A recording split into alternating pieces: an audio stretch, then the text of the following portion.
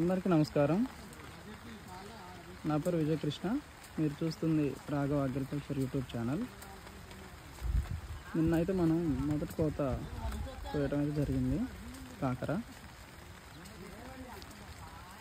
మొత్తం 750 కేజీలు అంటే 7 క్వింటాలన్నర కాయలు అయితే కోయటం జరిగిందండి. కానీ పోయిన ఆదివారం వరకు కేజీ 40 రూపాయలు 50 రూపాయలు పలికిన కాకరకాయలు హోల్సేల్ ధర రైతుకి. మొన్న అయితే కేవలం 13 రూపాయలు మాత్రమే పడింది ఫ్రెండ్స్. పెట్టిన పెట్టుబడి అయితే వస్తుందా రాదా, ఇట్లనే ఉంటే ఎట్లా అనే భయం అయితే అనే అనుమానం అయితే ఏర్పడింది. చూడాలి ఫ్రెండ్స్, ముందు ముందు ఏమన్నా రేట్లు పెరిగి మనం పెట్టిన పెట్టుబడి వస్తుందా రాదా అనేది అయితే చూద్దాం ఫ్రెండ్స్.